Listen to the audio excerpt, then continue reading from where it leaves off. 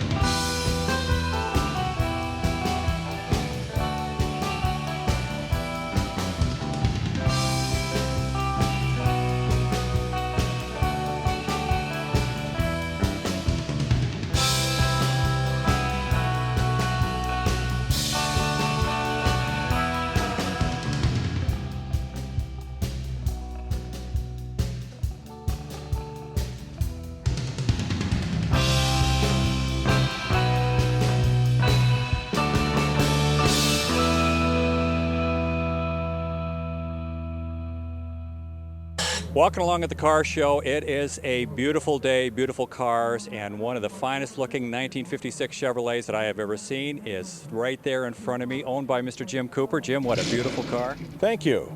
Tell us a little bit how this all came. Was this a basket case a few years ago, or how this all transpired? Very much was a basket case. A friend of mine back in my high school days had a 56 Post, and I was envious and have been envious of that car ever since, and I finally decided to build one. The Post models, it seems like for a long time, and it's still the case, everybody wants a hardtop, but the Post kind of got this bad boy image or something a few years ago, and everybody went, well, they're pretty cool. So you feel the same way? Exactly. That's exactly why I like the Post. Your history, is it you've always wanted a Tri-5 Chev, or how this come into your fold? I was very much involved in drag racing back in the 60s. And I was racing dragsters then, no door slammers as they call these, and I always wanted to build one, and I finally had the opportunity to do that, and this is the end result of that. A little bit of a risk on the paint. It looks absolutely gorgeous. It's a wonderful combination, but if you were to tell somebody I'm going to put this color and this color together, they might go, I'm not sure. So That's exactly what happened when I told friends, this is what I'm planning on doing. And they would go, really? Does that work? Well, it took a long time to make sure that it was going to work. We took paint samples, I put them in my kitchen and walked by them every day, different lighting environments, and that's how we came up with the top color, with the champagne color. We knew we wanted the tangerine, but we weren't sure what the second color was going to be. what do you think the appeal on Tri-5 Chevs is? I mean, they're beautiful cars, but that's what everybody wants. Why do you think that is? Well, I think it's a generation thing. If you look at what's going on in hot rodding today, there's a lot of people that are really into the muscle cars because that's the generation that they came from and the cars that were hot then. For people my age and maybe a little bit younger, probably younger, they grew up with the Tri-5s cars, and that's what they like. It's going back to your youth a little bit. With the power plant and running gear on this, what do you have? It's a 1977 Ramjet 350 Chevrolet motor, which means it has fuel injection.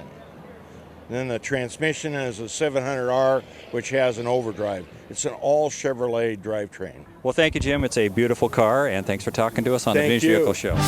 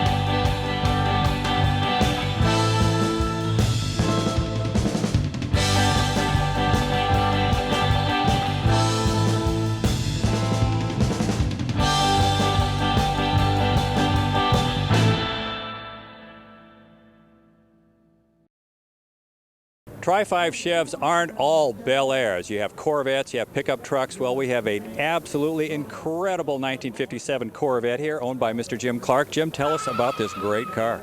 Well, it was not in this shape when I got it. Had it for about 4 years. It took me 3.5 years to restore it. It's Cascade green with shoreline beige coves. It's as close to original as I could get it. Was this, you had to do all the work on it, but what showed up in your garage? A piece of fiberglass that was down to threadbare and odds and ends, or did you have quite a bit to start with? No, it was pretty bad. It was a lot of missing pieces that I had to use eBay and a lot of swap meets and car shows to find, and I did most of the work myself with a little help from a buddy, and it's turned out pretty nice, I think. Some people with old cars, they like to go out and buy the particular car that's all finished, and that's the love, just getting the car and buying it. Some people, the love is building the car, and some both. Where do you fall in that? Oh, I like working on them. It's a lot of fun, and it's a challenge to restore a car. This is the first car I've restored.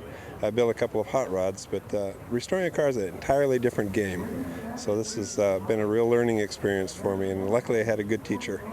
People that want a Corvette but maybe haven't progressed to the point where something like this is in their budget, any advice that you'd give them? Well, it's a great hobby. There's a lot of really neat people that have old Corvettes, and you don't need to start out with the most expensive year. 55s and 6s and 7s are expensive cars. You can start out with a 70s Corvette or even a newer C5 and have a lot of fun with them.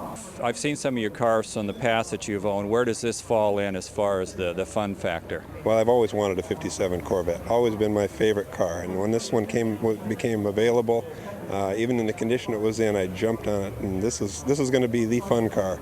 Stock platform on this, the motor transmission? It is. It's a 283 dual 4-barrel, 270 horse. It's a 4-speed with positive traction rear end, other than just the basic Corvette equipment.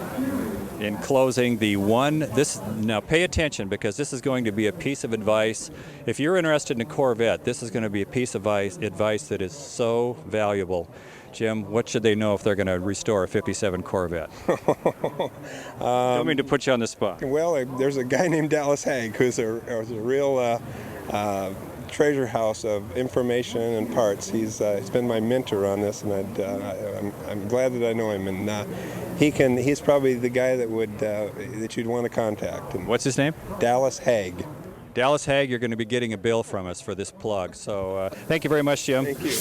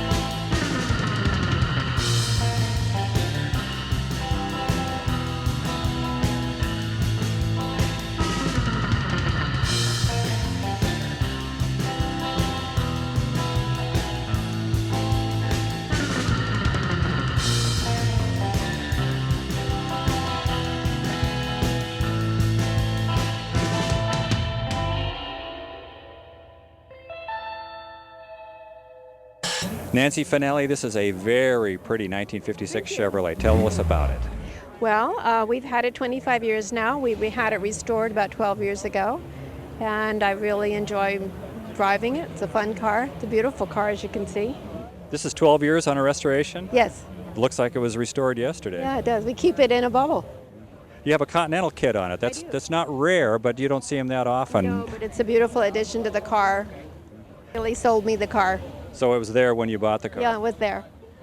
Try 5 Chevs, 5, 6, and 7 Chevs. You have a 56. Is that because that's the one you like the best out of them? No, we graduated that year from high school. Oh, okay. Got a lot of meaning. And in 1956, was there anybody at your school that was driving a new Chevrolet back then? Oh, a lot of kids had Chevrolets in the 50s, yeah. Brand new ones? Yeah, some had brand new ones. You went to a more affluent school than I did. I'm from the East Coast. Okay. Well, owning a convertible in the Northwest on a day like this must be just as good as it gets. It is as good as it gets, just perfect. And you made reference to somebody else in this. Is that your husband? Yeah, my husband was here a while ago and then had to leave. More and more women are getting involved in the hobby, which is wonderful. Do you think it's a case of some of the wives and significant others saying, gosh, my husband is having so much fun, or do you think the love of the car has always been there? At car shows, you used to see maybe 5% were women. Now probably 30% are women at car shows. What do you think happened? I don't know. I think it's catching. We've always loved the old cars, and we were fortunate. My husband bought me this one, and he bought his Nomad, and we just really like it. I think women are certainly getting more and more into it. I think they're looking at the fact that it is a lot of fun. You get to meet a lot of neat people. If you're a club person, you've got clubs to join. If you're not, you can still do it and have fun with it and come out to the shows. Best part of the hobby is the people. Yeah, it really is. With everything, it's always the people. The running gear on this, your engine and transmission? 265 Power Glide. Good combination. If somebody is out there and say some nice couple is out there, some middle-aged couple, and they've been thinking about getting one of these old cars, and they're thinking, now's the time. Look at all the fun those people are having. Yeah. What kind of advice would you give them? Buy it. Simple advice. All right. Well, Nancy, thank you very much for taking the time to tell us about your 56 Chevy. Nice to meet you. Thank you very much. Thank you.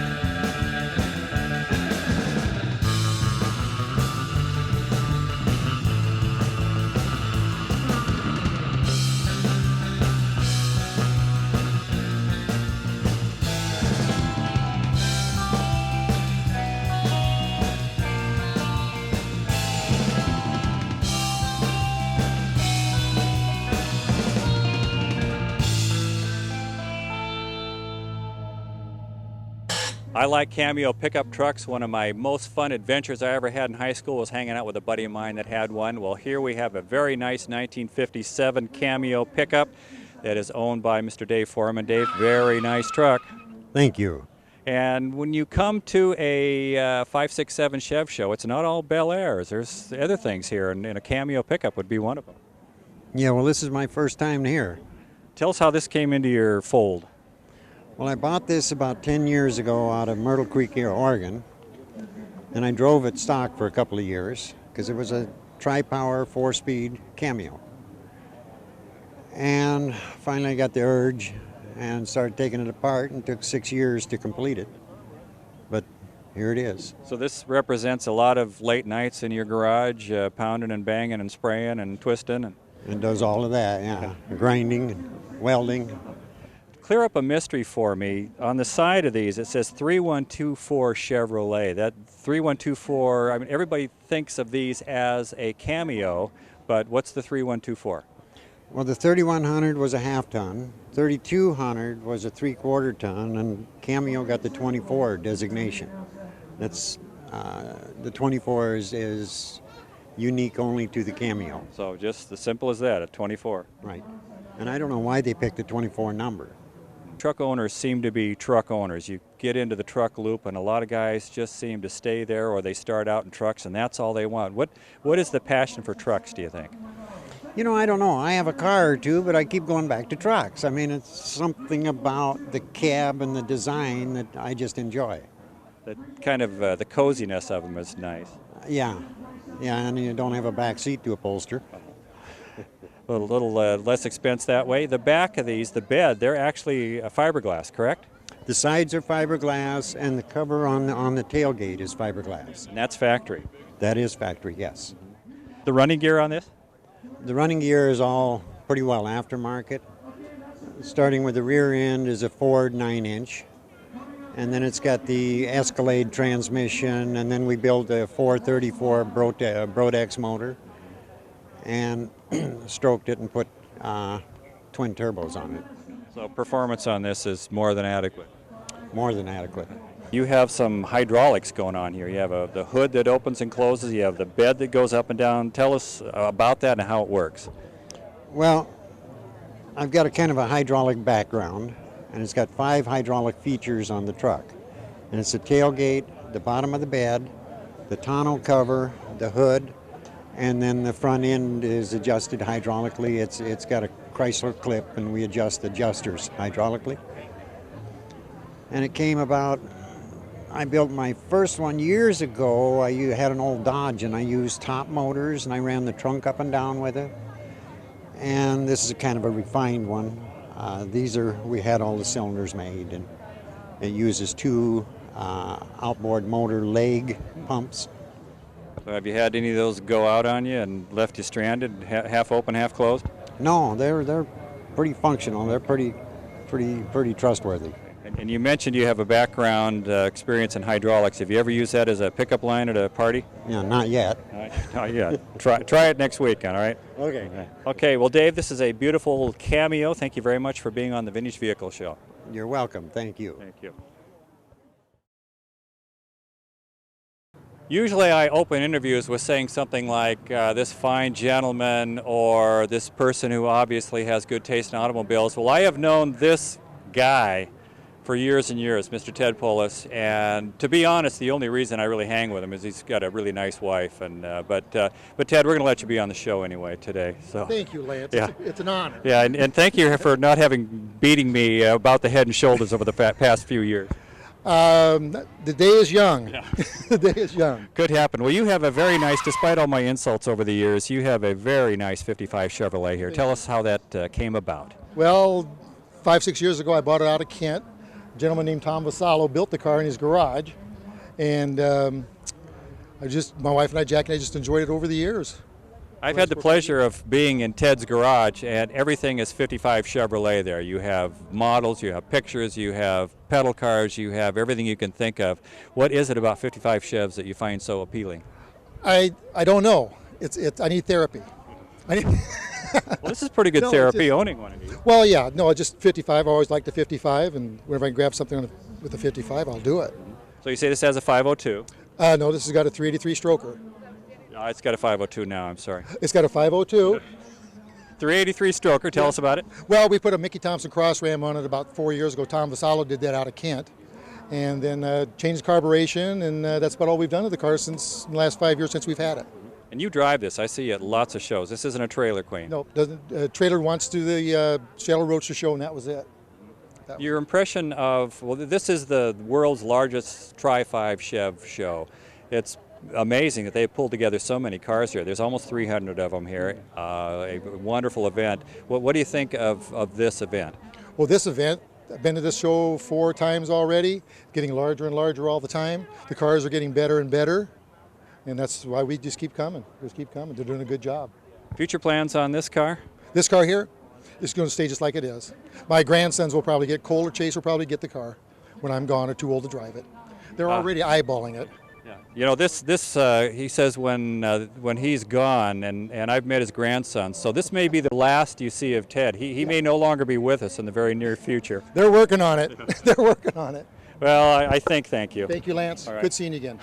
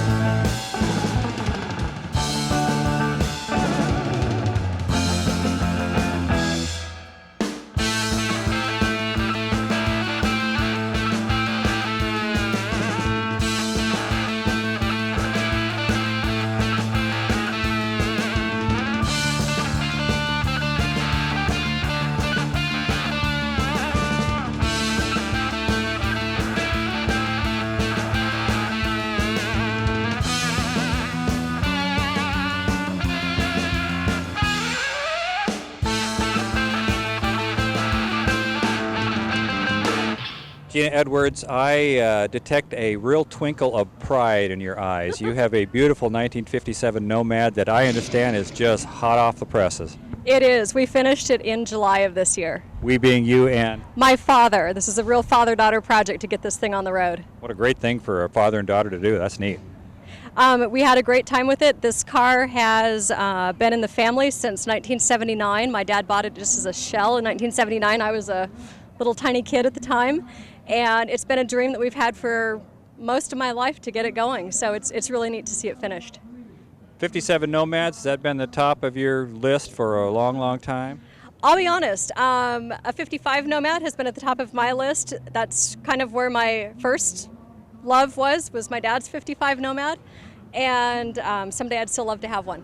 I don't mean to insult your dad, but I know people that own 55, 56, 57 Chevs, and well, those 55 people, they're a little flaky. Well, now wait a minute. Okay, my very first car when I was 16 is a 55 Chevy, and in fact, it's 2 cars down. Did I say 55? I meant to say 56. Oh, okay, all right, good try, good backup. You have about 355, 56, and 57 Chevs here at the show. This is you're the big shot in the show, and you're actually the person that's pretty much responsible for this show happening. I'm the show committee chairperson, but there's a whole lot of people that put this thing on. It's a big group effort. The Northwest Classic Chevy Club, we work really hard at it all year long. This is an event that is seen by lots and lots of people as the best in the country. That's wonderful. That's very flattering to hear you say that. It's honor. We're honored to hear that. It's exciting. It's really fun to be able to put the show on every year. What is it, do you think, is the enduring, long-lasting appeal of Tri-5 Chevrolets? Oh, my stars. They're beautiful. And, okay, I'm a little biased, but they're stylish, they're classy. The design change that happened in 1955 through 57 was just I mean, they were remarkable at the time when they were new, and they've maintained their great looks. They're just a classic design. The great look of this, you say you built it with your dad. How long did that take? Well, if you ask my dad, it'll say 25 years of going to swap meets, finding parts, and then 18 months to put it together. Were you out there, the two of you, in your well, in fact, I have seen pictures of you in coveralls covered with grit and grime. Ooh, yes, absolutely. Yeah, I don't mind getting dirty fingernails. That's all right. They clean. And when we started this project, I told my dad, I said, you know, I want to get out, I want to get dirty, I want to learn as much as I can about how these things get put together, what I need to learn for the future. Thank you very much, Gina, and a beautiful car. Thank you, Lance. Thanks a lot.